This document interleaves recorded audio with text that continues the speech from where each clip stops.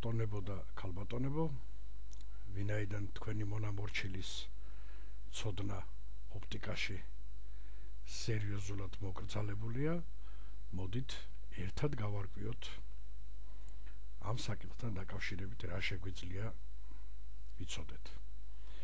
უპირველეს ყოვლისა დავაფიქსიროთ, რომ ეკრანზე მოცემულია 3 ამოზნექილი ლინზა. თან თითოეულ მათგანს, როგორც პროგრამა გვიჩვენებს, აქვს ეგრეთ წოდებული ფოკალური სიგრძე. მე მგონი ეს არის საფოკუსო მანძილი. ქვედა ლინზას უწერია, რომ ეს არის 26 სანტიმეტრი, ზედა საშუალო ლინზას 16, ხოლო ზედა ლინზას 6 სანტიმეტრი.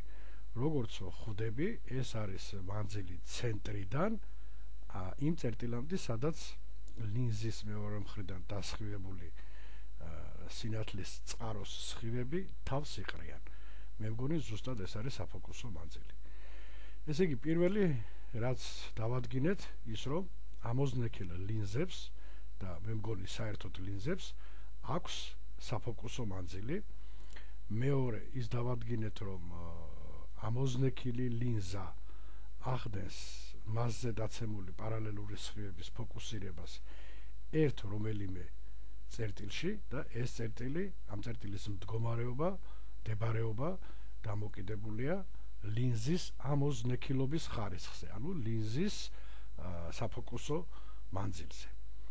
შემდეგი რაც შეგვიძლია ვნახოთ, ავიღოთ და უშოთ სინათლის წყარო გადავაადგილოთ ზემოთ ან ქვემოთ. აქედან დავინახეთ, რომ საფოკუსო მანძილი არ იცვლება, მხოლოდ და მხოლოდ იცვლება სხივების გადახრის კუთხე.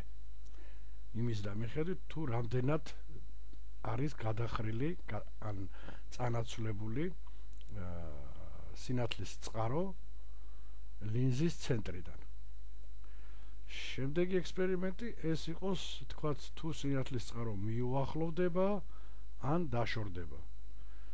ესე იგი, აქედანაც დასკვნა შეგვიძლია გავაკეთოთ, საფოკუსო მანძილი მაინც არ იცვლება. მოდით კიდევ ვნახოთ, თქვათ, თავად ლინზის გადაადგილება, ანუ რამდენად დაშორებულია ის სინათლის წყაროს, ან მიახლოებულია მასთან, აქედანაც ვხედავთ, რომ საფოკუსო მანძილი არ იცვლება, იმიტომ რომ ლინზის გადაადგილებასთან ერთად მისი საფოკუსო წერტილი, მის მიერ სხივების ფოკუსირების წერტილი მასთან ერთად გადაადგილდება. მე მგონი ამ ეტაპზე რაც შევძელით, ჯერჯერობით მხოლოდ ეს არის. შემდეგ შეხვედრაზე განვიხილოთ უკვე ჩაზნექილი ლინზების თვისებები. ერთი მინდა დავამატო, რომ მე მგონი ამოზნექილ ლინზებს ქვია შემკრები ლინზები. ვინაიდან ის ნამდვილად ახდენს პარალელური გაფანტული სხივების ერთ წერტილში შეკრებას.